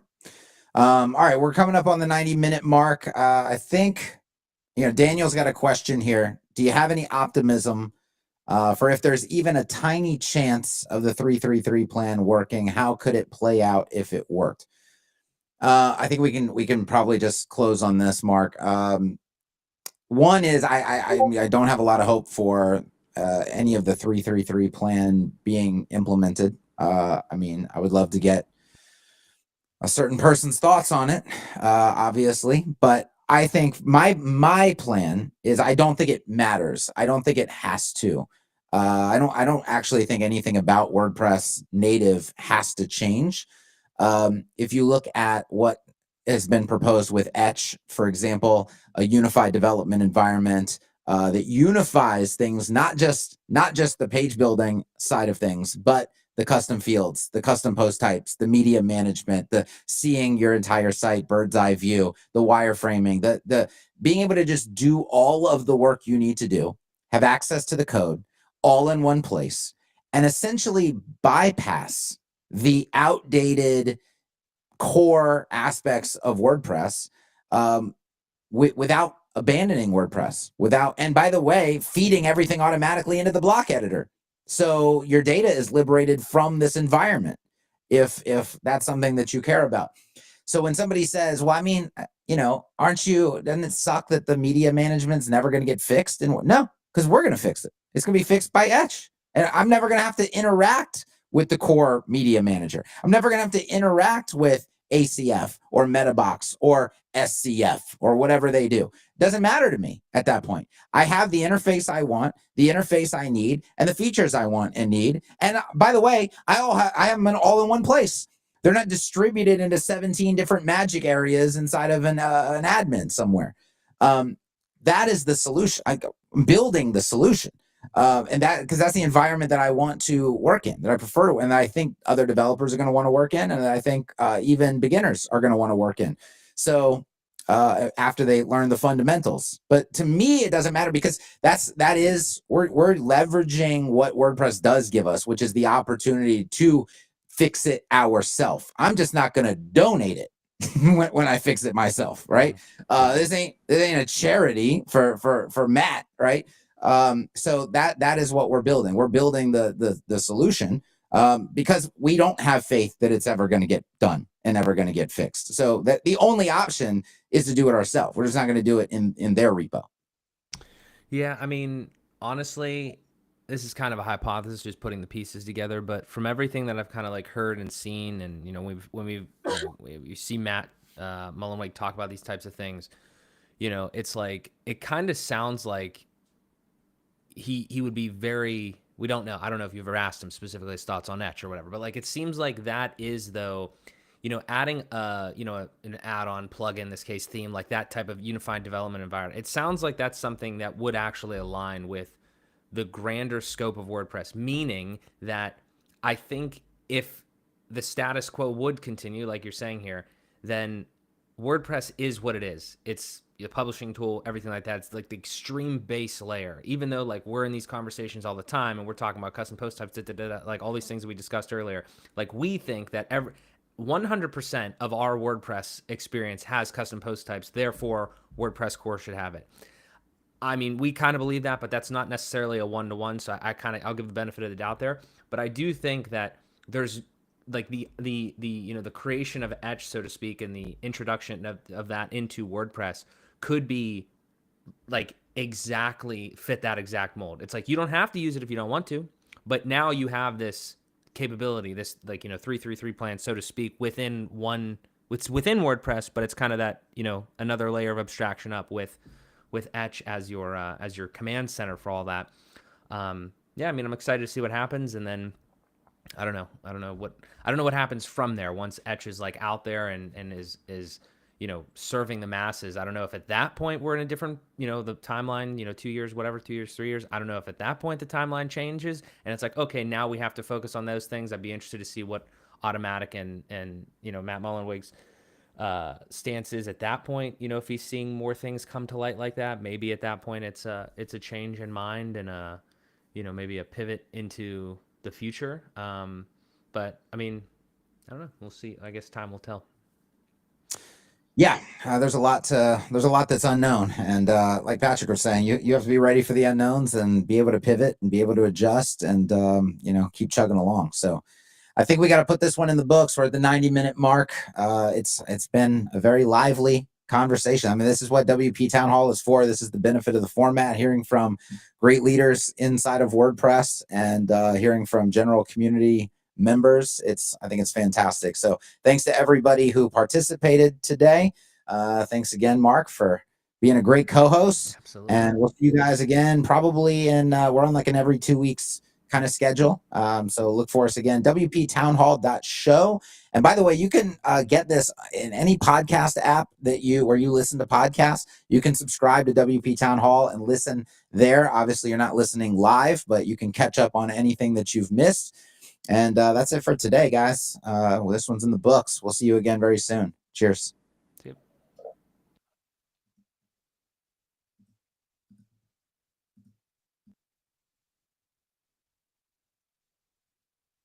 Okay, I believe we are out of that.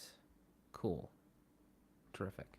Awesome. Well, guys, thank you very much for hopping on, being in the stream. We had solid viewership throughout that over on YouTube, and the X space was popping. So lively topic. I really appreciate all of your guys' thoughts, questions, and everything like that. Again, I don't know. I am always trying to navigate this space. It's been, quite the journey thus far, and like I said, I really appreciate the wisdom and the thoughts and the perspective of people that were kind of here before me, because it is a long journey. Like I'm absolutely not, as I said in there, I'm not immune to the idea and the fact that some of you guys probably were here since like 2003.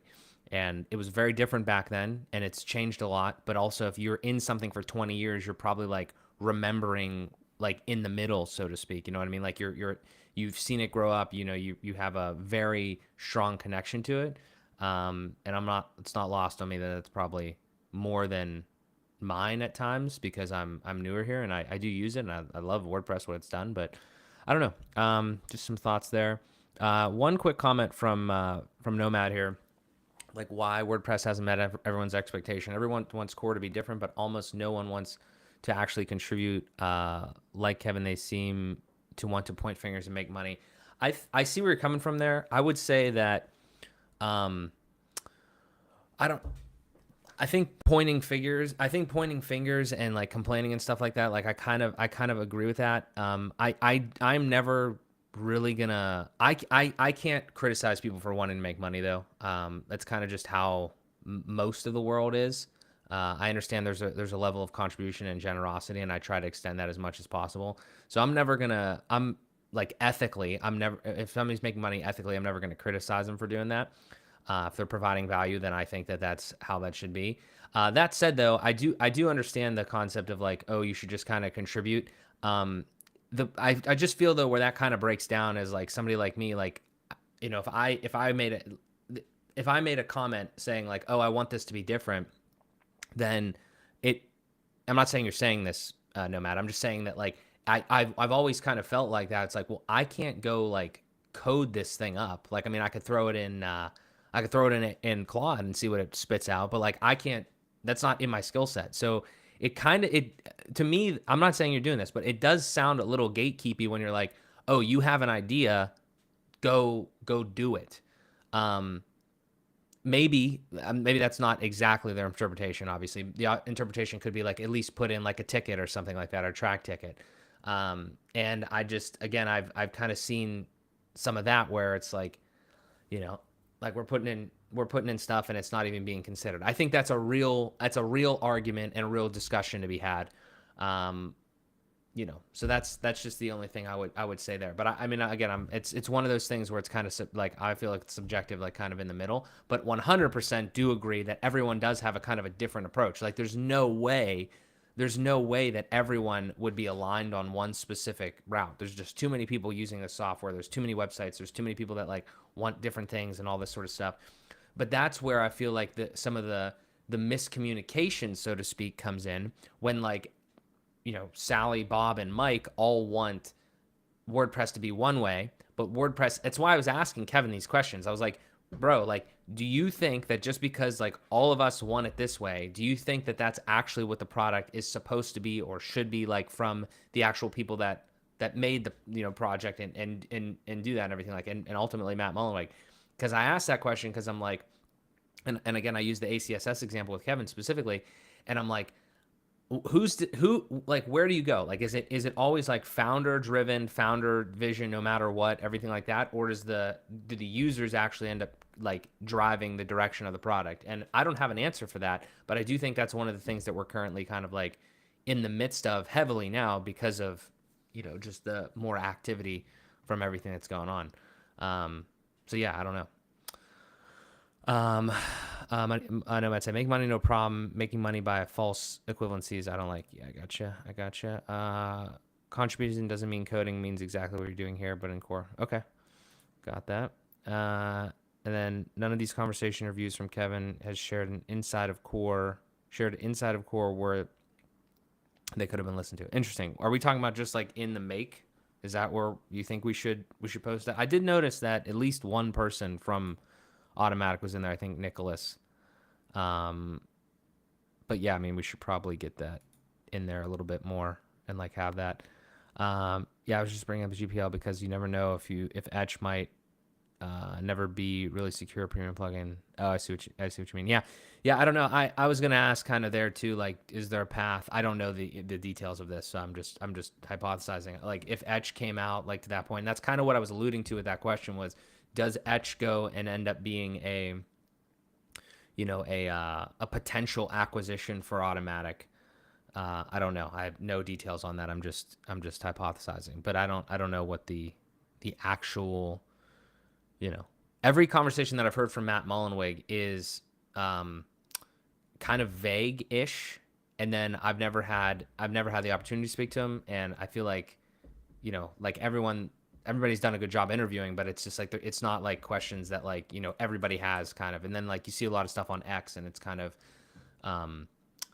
some of it's combative. I mean, obviously, and it's like it's just a back and forth. I would just love to have like an actual conversation with them. The trouble is, I empathize with the fact that it's very difficult to be in Matt Mullenweg's position and actually give straightforward answers because it's so large of a thing that he is dealing with. Like, how could you give a straightforward answer, of what you're going to do tomorrow, what you're going to do in a year? It's like there's too many variables. But it would be awesome to have a sit down with Matt Mullenweg and get him to actually answer, questions like straightforwardly on like, his thoughts on very particular things. I just do also, my hypothesis there is that he probably doesn't have the precise answers on certain things because he probably doesn't he isn't like hands-on enough with them. It's very different. Like, most of us that watch this content, consume this content, and are like in this, we're like thinking constantly about, how to better our workflow, how to make, better use of AI, or how to make better use of custom post types, relationships, like all these different things. And I just think that a lot of that is probably lost potentially at this point on Matt, unless he's getting really good intel from other people. It's just a different thing. Make for sure. Okay, gotcha. Yeah, I mean, I think some people got booted out of there, but I'm definitely down to share it in there. Yeah, I mean, I think the common thing is that, we're doing this in public. I know it's on our YouTube channels and stuff like that or whatever, and on X, but like it is in public. So my thought is like, if they wanted to see it, they definitely could. I'm definitely down to like send it, share it in there 100%. I don't know how it's going to be received.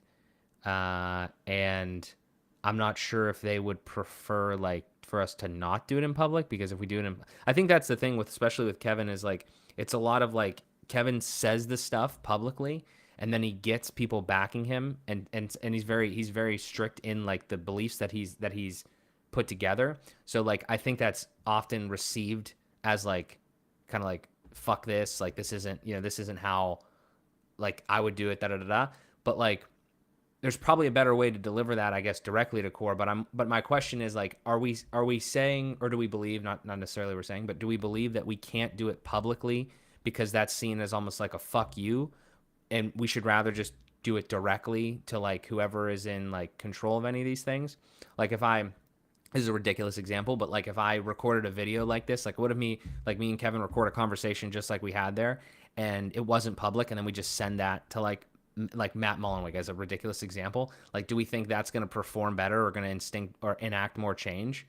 I don't know. I feel like we're like in this weird spot here where like everybody wants things to be changed, whatever that amount of things are. But then even the ways in which we enact change are not the things that we want. The things that we want are definitely different. And then the things that we want to enact change, the methodologies for doing that are different.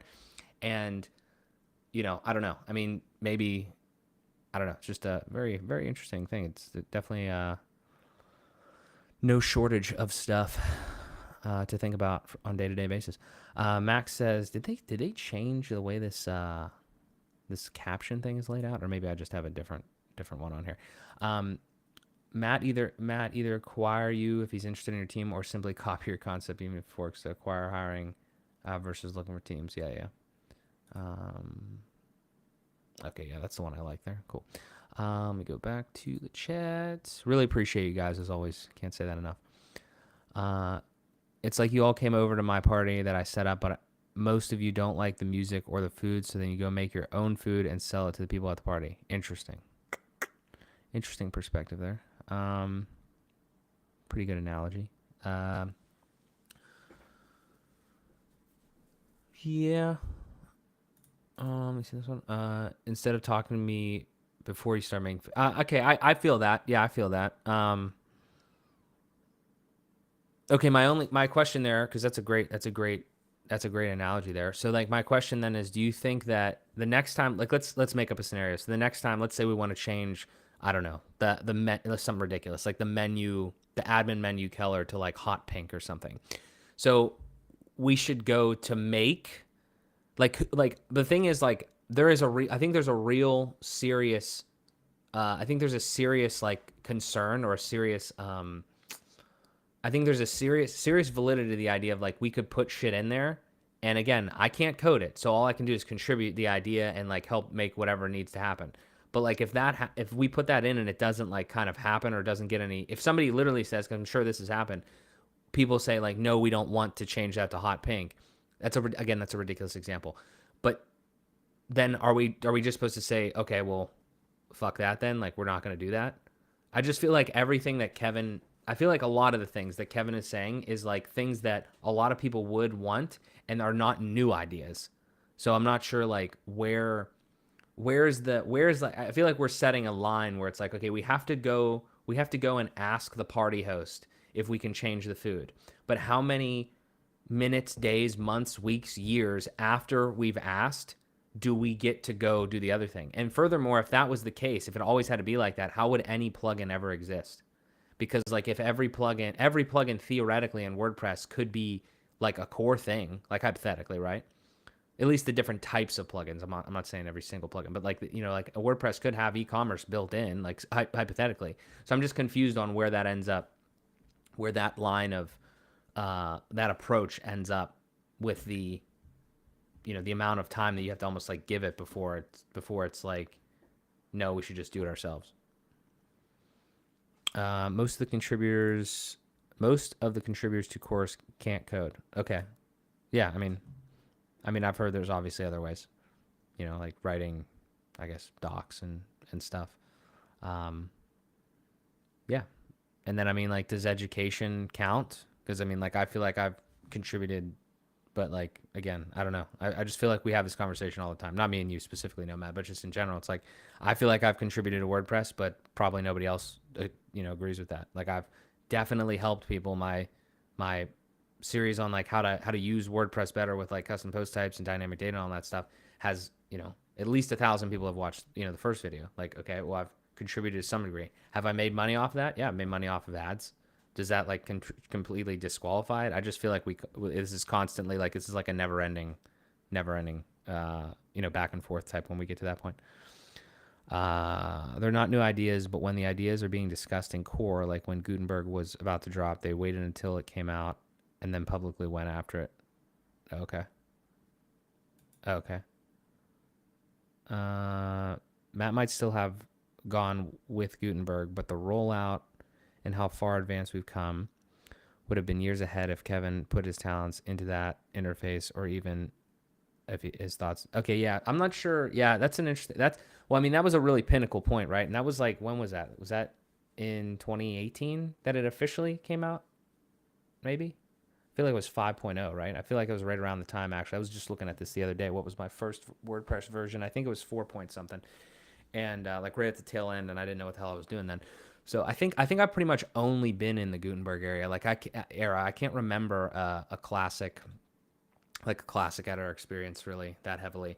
So I mean, I don't know where Kevin was specifically. I mean, I'm sure he was against, like when it came out, maybe he was like kind of against it, or I don't know. I don't want to speak for when I was, because I wasn't following him. I wasn't following him then.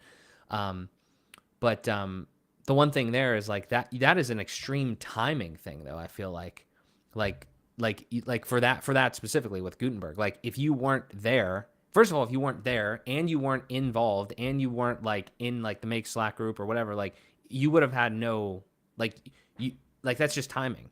So what I'm saying is now it's like, are we saying there's only points of timing where you can be like heavily contributed and impacted? Like, is there, I don't know. Is there like other projects? Like maybe is there like custom fields? I said that earlier, interactivity API, custom fields. I think there's an API or something like that. Like, is that something that maybe we should get involved with? I don't know. I don't know. And then also just as a random thing is if I like went in and I was like really heavily contributing to the concept of the next thing, whatever it is. Again, let's just say like let's say hypothetically like, hey, we want to put custom fields into we want to put custom post types into core, like all basically like ACF, but like we want to build it in core, whatever. We need your input because you work with this shit all the time and you know how people use it. Like, okay, well we contribute that, but like and then you get contributor status and all that type of thing. But like, are we not allowed to like say what we did that too? I was just kind of confused there, but maybe we're saying like after everything's been made public and we do it, then we can say like how it kind of happened, what didn't happen. Yeah, I don't know. Carrie Post says contribute all you want, but Matt still won't care. But hey, gold star for trying. I've definitely heard that sentiment. To be honest, right this second, I feel like aren't they only giving like 45 hours to core right now with the whole situation going on? So I'm actually not sure how much would be .org specifically. The training team, they're the ones responsible for exactly what you're saying. That's the team I had the most involvement in for the most time. Interesting. What does the training team do specifically? Is that in Make? No spell check, text to speech. Yeah, all good. Yeah, I mean, I don't know. It's an interesting place. It's an interesting community. I hope feel like we're in a little bit of a turbulent time right now. I hope it continues to get better. Yeah, I don't know. I'm excited for what's next here. Again, as quick announcements, I will be live again tomorrow. Maybe you guys saw 11 a.m. We're gonna be doing one with Grade, going over that. That'll be really interesting because that's actually like if you guys aren't familiar with Grade, it's like a whole platform that is kind of interesting. I mean, it's the concept of what it does. There's kind of like overlaps with like the concept of Etch, where like you can build custom post types in it, you can build pages and all that sort of stuff, but it's all built off of the block editor and Gutenberg experience. And yeah, it's I've used it a little bit here and there. I haven't had the chance to dive into the deep UI and UX, but that's going to be tomorrow at 11 a.m. Eastern. Super excited to talk about that. Nomad says, that's my point. The door is open for everyone to be there all the time, and Matt has been asking and pleading the community to show up every time, and they don't like a decision for the software. I have a knee-jerk reaction to that, and it's probably not right. Like, it's probably not completely accurate. So what I would ask, and I'm not actually asking you necessarily, Nomad, for this, but I would ask. I mean, if somebody's willing to do this, okay, but I'm not saying you have to do this. I would love to know, like, specifically, Matt has been asking and pleading with the community to show up every time they don't like a decision for the software. I want to know specific examples, probably Gutenberg time or whatever. I want to know specific examples of when that happens. And in the future, I would like to know specifically if I could be notified somehow. I'm not saying you guys have to notify me, but or tell me how to get notified when that happens. So I could look at a feature, I could give some feedback, and then I could be like, this is good or bad. And then I just think that I have a hypothesis of kind of like how that would go, just based off of what I've kind of seen, but I probably don't have the full story. So I'm happy to be proven wrong in that case. Just because like I don't know what would happen. So I'd love to see that. However, again, well, let me give you my perspective currently. It sounds like from everything I've seen, everything like that, what he's done recently is like, should we put ACF in a core? Like, was a tweet. If that's what we're talking about, that's kind of interesting. If we're talking about like other things they were building, obviously, then that makes more sense. But I don't know if we're talking specifically about more in the more recent future, or if we're talking about pre-ground zero WordCamp US stuff. Yeah. So yes, in core and make it still rolling along without AHC because it's an open door. Yeah, I mean, correct? Do we still need a single sign-on to that? And is he kicking people still, or did he change that? That would be my only question there. I just feel like there's some nuance to that. Obviously, it's still cooking though, because I am getting the notifications and I am seeing that things are happening in there. Yeah, wild stuff. This is a lot of fun. I don't know what else to say, guys. I really appreciate you guys. Like I said at the top of this, right after the stream, I appreciate the perspectives and everything, because I lack some perspective and I want to get it and try to make the most educated, have the most educated opinion on things and stuff as possible, and kind of take things into consideration. But yeah, I'm excited for what is next here. I'm excited for the rest of this year. I'm going to be doing a lot of traveling. Just talked to some people today. I'll probably be, if anybody's out in Europe for CloudFest in March, I will probably be at that event. I don't know if my wife's going to be happy about that or not, but I will probably be in Germany in March. It's looking that way. I'll be at PressConf in April. Wow, I didn't realize that was even before that. Damn. Shit. Oh, man. Not much of a flyer, but got to become one. So yeah, I'm going to be all over the place. I'm going to be making more content. If you guys have more ideas and stuff, like I said, tomorrow there's going to be a stream at 11 a.m. Eastern with the grade UI and UX and everything like that. Excited for that. Also going to be doing a live stream or a video or something about making like a Linktree platform. I don't know, just random stuff that you guys want. I need to rely on you guys. I've been having a lot of conversations with people. I need to rely on, you find folks that dedicate your time and attention to me, and I'm eternally grateful for that. I need to know what you want to see, because I want to make sure that I continuously make you happy and provide value. So that's kind of my goal here. But other than that, I'm going to call it. I appreciate you guys. And this has been another great episode of Town Hall. And I like doing these little after chats. This is awesome. So thank you guys very much. And we will talk to you tomorrow at 11 a.m. Eastern. We'll see you.